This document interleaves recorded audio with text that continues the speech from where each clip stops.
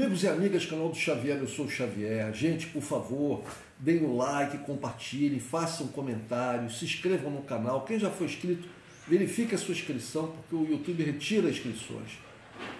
Dê um like, não custa nada, façam comentários, se inscrevam, compartilhem, por favor, ok? Gente, a Europa, parece que na Europa as pessoas realmente estão tomando algum chá, os líderes europeus estão tomando algum chá e estão deixando eles completamente fora da noção das coisas, gente, completamente fora. Estou lendo a matéria aqui no Público, no jornal, no Correio da Manhã. Entram nesta quarta-feira em vigor em todo o país várias medidas para poupar energia. Algumas são mesmo obrigatórias. As iluminações de Natal, por exemplo, só podem estar ligadas até uma certa hora. E as luzes decorativas das montras das lojas, montras são as vitrines, em Portugal chamam montras, também vão apagar-se mais cedo. A poupança também passa pela regulação da temperatura do ar-condicionado.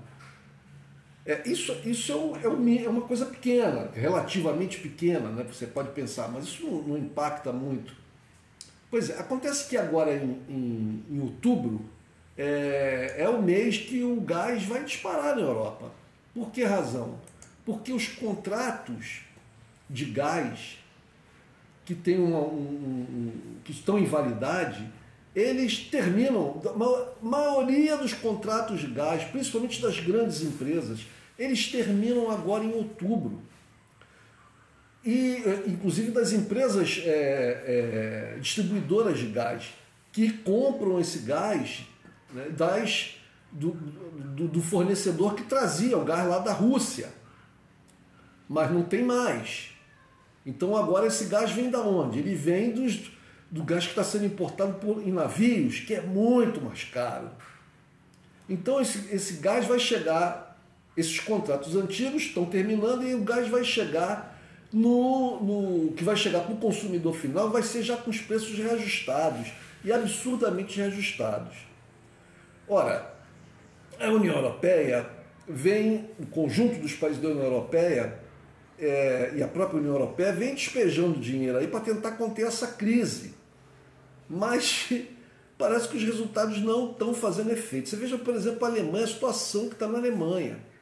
As pessoas, as partidas, as saídas de alemães da Alemanha estão aumentando assim enormemente. Pessoas que podem, que têm condições, estão fugindo da Alemanha e já se colocando em outro lugar. Apesar, até agora, a vida não mudou substancialmente, não impactou assim de uma forma profunda a população. Mas as pessoas já começaram a perceber um aumento de preço muito grande dos produtos, nos aluguéis, em tudo, né? A falta de alguns produtos e os prognósticos são que isso vai piorar, a partir de outubro. Outubro começa agora, no final de semana começa outubro. E junto com outubro vem também o inverno, né? O outono começa na Europa. E o outono, por exemplo, hoje na Alemanha, nesses dias na Alemanha, tem feito 9, 10 graus de temperatura, com sol. 9, 10 graus de temperatura em certas regiões da Alemanha. Isso ainda no final, ou melhor, no começo do outono. Imagine como será no inverno. É muito frio, então as pessoas precisam de gás, as pessoas vão consumir mais gás. As pessoas em qualquer lugar do mundo, elas são imprevidentes. A grande maioria das pessoas, infelizmente é isso. As pessoas são imprevidentes. Aquela velha história, perdão, da formiga e da cigarra se aplica à maioria das pessoas no mundo. E no Brasil e na Alemanha não é diferente. Então a maioria das pessoas na Alemanha ainda estão esperando que alguma coisa vá dar resultado. E as pessoas também estão sendo enganadas por uma retórica dos governantes, dizendo que vão conseguir resolver as coisas. A mídia, os jornais, apesar de passarem as notícias, não passam com a ênfase necessária para chamar a atenção das pessoas.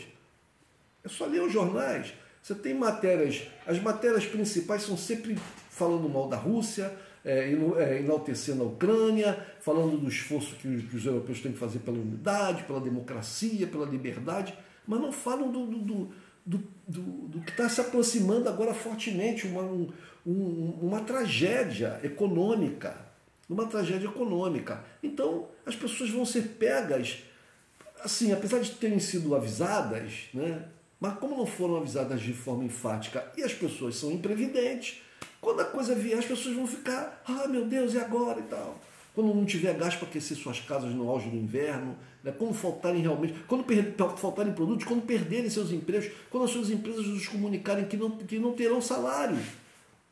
Isso tudo está acontecendo na Alemanha agora. Gente, olha só, 90% das empresas na Alemanha relatam que o aumento dos preços de energia e das matérias-primas tornarão o risco de insolvência alarmante, de insolvência dessas empresas.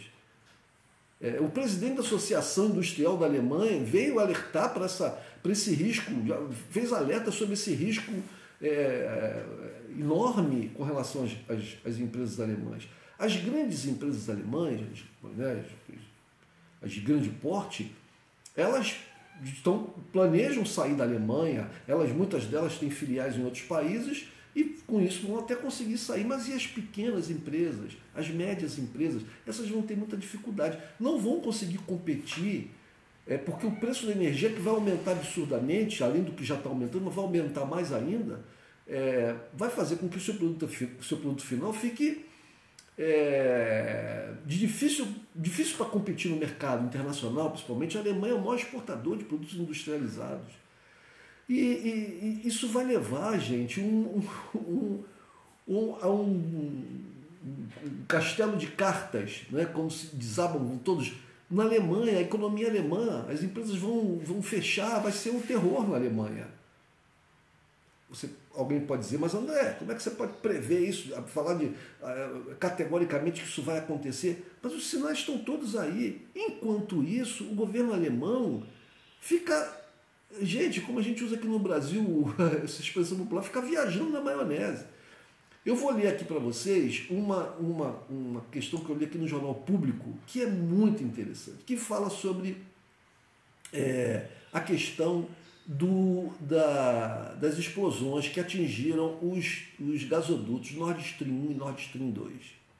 Vejam só como que a mídia europeia consegue trocar as coisas de uma tal maneira, inverter os fatos para fabricar uma notícia. Vejam só, a questão aqui na matéria do jornal é quem teria explodido o gasoduto. Aí eu vou ler aqui um parágrafo. Ouvidos na mídia alemã, vários analistas sublinhavam que o tipo de operação só poderia ter sido levado a cabo por um Estado, ou seja, quem explodiu lá embaixo os gasodutos que estão lá no mar, lá no fundo do mar, só pode ter sido um país. Não pode ter sido uma organização não governamental, não pode ter sido um grupo terroristazinho. Não, tem que ser um país que tem uma estrutura militar, tecnológica, científica, etc., para poder fazer isso. O tipo de conhecimento e preparação necessários não estariam simplesmente ao alcance de um ator não estatal, ou seja, de alguém, de um grupo que não fosse um Estado, né? Disse a estação de televisão pública alemã, ARD, Peter R. Neumann, professor do King's College de Londres e especialista em segurança. Bom, quem está falando isso é um inglês, que é um especialista em segurança. Neumann sublinhou que não se pode dizer com 100% de certeza quem foi responsável pelo ataque, e que há uma boa possibilidade de nunca se poder provar com toda certeza quem esteve por trás da ação de sabotagem. Mas beleza, tá certo, ele tem razão. Aí completa, agora olha só, mas há vários fatores que apontam para a Rússia, declarou. Primeiro, poder-se-ia pensar que o Estado russo não teria interesse nisso porque nos quer vender gás. Isso é bem lógico. A Rússia quer vender gás, né? Ela quer continuar vendendo gás.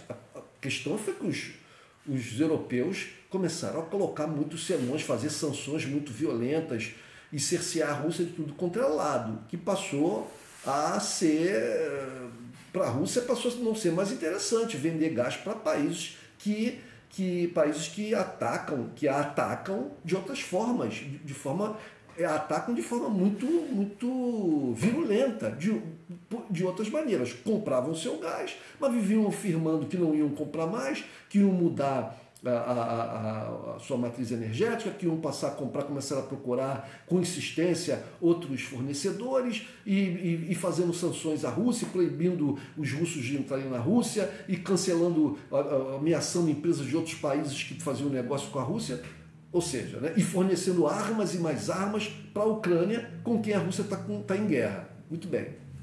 Então, primeiro, é o que as pessoas pensam naturalmente. Por que a Rússia iria destruir os 2 gasodutos, né, que foram construídos, em parte até com o dinheiro dela também, né, e que vão para a Alemanha, que levariam o gás para a Alemanha? Esses 2 gasodutos não estão funcionando. O Nord Stream 2, porque os alemães, depois de o gasoduto está prontinhozinho lá, né, pronto para ser inaugurado, começar a funcionar, eles desistiram por pressão norte-americana, porque os americanos desde sempre vinham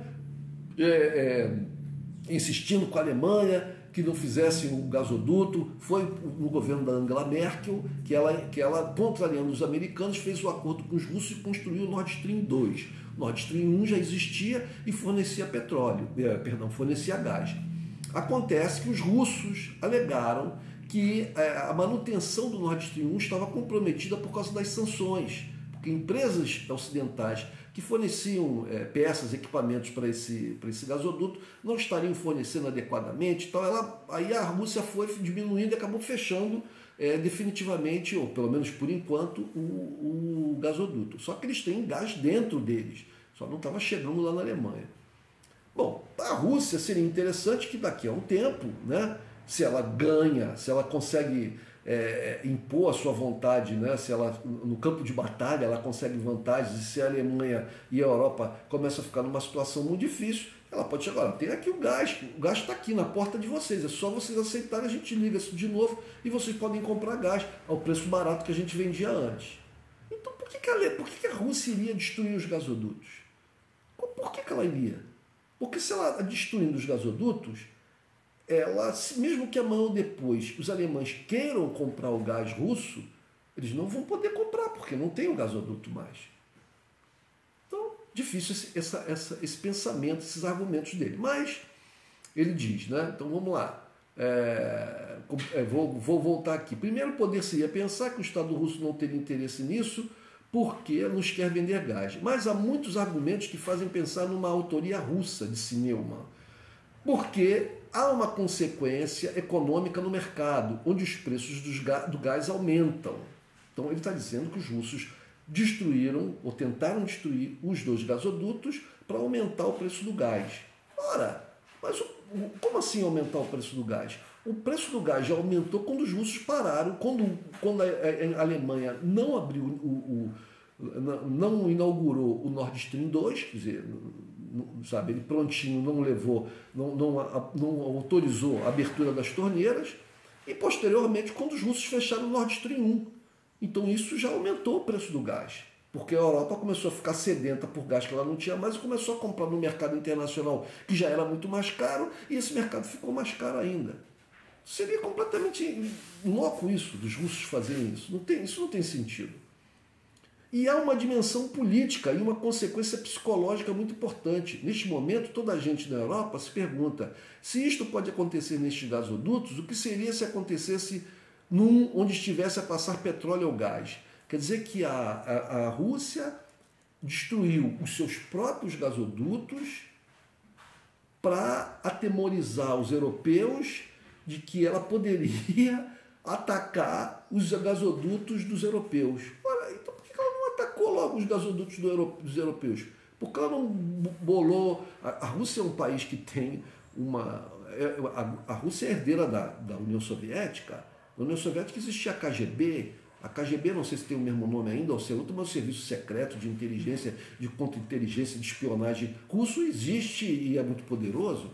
Né? Para eles não seria impossível bolar um plano e por meio de agentes, ou até agentes duplos e tal, colocar explosivos num gasoduto que tivesse lá na Europa, qualquer ligando uma parte a qualquer outra.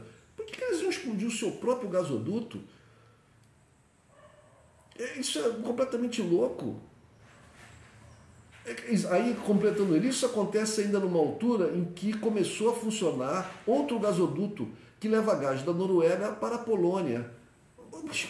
Ora, então isso vai beneficiar ainda mais o gasoduto da Noruega para a Polônia, porque uma vez que praticamente, definitivamente, os dois gasodutos da Rússia estão paralisados e não se sabe como vão funcionar, se vão poder voltar a funcionar, se eles têm conserto, não se sabe, porque as últimas notícias que eu li é que detectaram vários vazamentos, quer dizer, as explosões que aconteceram lá danificaram os gasodutos em várias partes.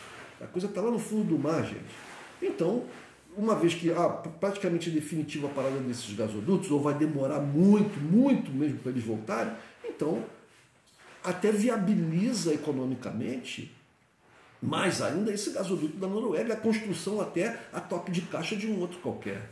Né? Então, parece... Aí, continuando aqui, a incerteza aumentou na Europa, e isso é do interesse russo, concluiu Neumann. É um efeito psicológico que faz parte da guerra híbrida, se tiverem sido os russos. Se tiver. Quer dizer, ele fala tudo dos russos, mas ele diz que se tiverem. Ele diz que não tem como concluir, mas a culpa é dos russos. Fala lá porque tem as razões assim, mas se tiverem sido os russos. E por que não pensar que foram os americanos, ou os ingleses? Ou os noruegueses? Por que não pensar que foram os noruegueses? Porque isso beneficia os noruegueses para vender o seu gás para a própria Alemanha. Por que não pensar que foram, sei lá... Como eu falei, né, os alemães, outros vendedores de gás no mundo que vão vender o gás por navios com preço estratosférico. Então é essa imbecilidade que tomou conta não só da política, mas da mídia. Veja, quem está falando isso na mídia é um inglês. É um inglês, ou seja, é um lado. A guerra na Ucrânia não é a guerra da Rússia contra a Ucrânia, é a guerra da Rússia contra a OTAN, contra os Estados Unidos e a Inglaterra. Então, os jornais, esse jornal público, toda vez que ele coloca um comentador, um especialista, ele é sempre inglês ou americano. Por que não chamam um especialista russo para falar a respeito? Ou por que não chamam um especialista de um país neutro qualquer? Um especialista de uma outra região do mundo? Um indiano, um brasileiro, um mexicano? Por que não chamam? Por que eles só repercutem as informações, as opiniões dos especialistas ingleses e norte-americanos? Então é essa insanidade que tomou conta, essa loucura ideológica, né, que vai levar a que a história se repita e na Europa ressurjam os governos de extrema-direita, como está acontecendo já na Itália, como já aconteceu na Suécia, já tem lá na Hungria, na Polônia, né? Em Portugal tem o André Ventura. Quando as coisas começarem a ficar feias em Portugal, a primeira coisa que vai acontecer são os imigrantes irem embora. Os brasileiros que foram todos para aí vão todos voltar para cá desesperados. Portugal já tem um salário mínimo muito baixo. Né? O que sustenta uma pessoa aí é a possibilidade de, com esse salário mínimo baixo, em euro, conseguir pagar um aluguel de uma casa decente, pagar a luz, a água, o telefone. Então, se esses preços disparam, como a gente sabe que está aumentando os aluguéis e a energia e tal, começa a ficar inviável. Começa a ficar inviável viver em Portugal. E aí os brasileiros que foram todos para aí, né, e que estavam dinamizando a economia portuguesa vão voltar. E aí depois vem os portugueses, uma outra leva de portugueses migrando daí para o Brasil, desesperados, porque não vai ter mais emprego, porque está tudo muito caro. Estou dando um exemplo de Portugal, mas isso vai acontecer na Europa inteira. Aí quem é que surge, quem é que aparece? Quando a coisa fica ruim, quem é que aparece? São os André Venturas da vida, falando contra os imigrantes, falando que Portugal é para os portugueses, que a Itália é para os italianos, que a Suécia é para os suecos, né? E atacando as minorias, e falando sobre religião, para esconder das pessoas a tragédia da vida material que elas estão vivendo. Os bolsonaros vão aparecer. Como apareceu um Bolsonaro no Brasil, foi porque criaram uma crise violentíssima aqui. Desculpe, gente, os cachorros, mas eles latem de manhã, eu estou aqui de manhã, é o horário deles latirem e uivarem. Foi aqui que fizeram aqui uma primavera árabe, construíram aqui uma farsa, uma fraude, né, que foi para fazer o impeachment da Dilma, para prender o Lula, e com isso quem é que coloca? O povo ficou... E olha que o Brasil não passou por essa crise que se vislumbra que a Europa pode vir a passar. Não passou por isso. E boa parcela do povo brasileiro está acostumado com a pobreza, né? Mas foi graças a essa construção, uma construção de uma falsidade imensa, que o Bolsonaro subiu ao poder no Brasil. E Bolsonaro, nós com 2 anos de Temer e 4 de Bolsonaro, os brasileiros estão há 6 anos só voltando para trás, só retrocedendo em todos os aspectos, todos os aspectos. Em todos os aspectos nós estamos retrocedendo. E isso acontecerá com a Europa. Acontecerá com a Europa. Se o desemprego, a miséria, o descalabro total tomar conta, quem vai chegar ao poder vão ser os nazistas e os fascistas. Isso tudo porque os europeus não estão tendo a coragem de se libertar do domínio americano. A coragem e a vontade também, porque parece que alguns aceitam isso de bom grado. Eu vejo gente inteligente em Portugal, com quem eu tenho mais ligações por causa das minhas origens e por causa do idioma, obviamente, é claro, apesar de eu poder entender o que se fala em inglês e francês, mas nada como quem fala no seu idioma. Então eu vejo a inteligência de gente bem informada que aparece na mídia, tanto jornalistas como intelectuais, pessoas que são opinadores, que são especialistas em várias áreas, doutores, professores e tal, mas que, meu Deus, parece que tem uma venda nos olhos dessa gente, uma venda nos olhos, eles não veem o que está acontecendo, o que está acontecendo? A capacidade industrial da Alemanha está sendo destruída. Isso vai beneficiar quem? Ora, vai beneficiar outros players mundiais de produção industrial elevada. E quem seriam esses? Quem seriam esses? Sobre os quais a Alemanha está influenciada. Está influenciada pela retórica destes. Pelos Estados Unidos. Mas é claro que outros. A China vai se beneficiar também. A Índia vai se beneficiar. Até o Brasil se beneficia. Se você destrói um parque industrial... Gente, é sabido que parques industriais, né, são coisas difíceis, muito difíceis de serem construídas e mais difíceis ainda de serem reconstruídas. Muito difíceis de serem construídas. E a riqueza dos países dificilmente, com muita dificuldade, conseguem enriquecer. Mas com uma certa facilidade eles conseguem perder a sua riqueza. E depois, para reconstruir, é quase que impossível. Quase que impossível. Tem vários exemplos no mundo. Se o parque industrial alemão entrar em declínio, e parece que já está, né? Parece que se acontecer vai ser uma coisa muito rápida, a Europa toda vai ser arrastada. Os países que dependem do capital, das compras alemãs, etc., vão ser arrastados. Isso vai beneficiar quem? Vai beneficiar os norte-americanos. Mas talvez até o tiro saia pela culatra, porque com a ascensão de partidos de extrema-direita, acaba causando aí um racha nessa, entre aspas, aliança.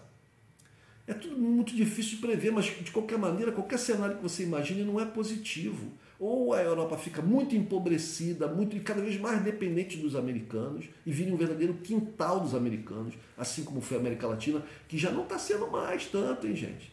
Aqui tem vários países na América Latina que já não seguem os ditames norte-americanos, né? O alinhamento automático, não batem continência, etc. Está mudando. Né? Mas na Europa isso parece que é assim, vai virar quintal. Ou, né, a Europa vai conseguir a sua liberdade dos americanos justamente por meio de governos de extrema-direita. Então vão ser governos fascistas. Libertam-se dos americanos e ficam sob governos fascistas. A democracia europeia vai para o ralo. É difícil entender por que as pessoas não veem isso. Aí você pega um jornal importante como o Público, um dos principais jornais europeus portugueses, né? um dos principais jornais portugueses, que sobre outras questões faz artigos tão maravilhosos, tem gente tão, sabe, tão inteligente falando, mas nesse campo da questão da guerra da Ucrânia, das sanções contra a Rússia, da guerra contra a Rússia, da submissão aos interesses norte-americanos, parece que tem uma venda nos olhos. E é triste. Bom, o cenário é esse. Vamos ver. O outubro está aí, o inverno está chegando. Quem viver verá. Um abraço, gente.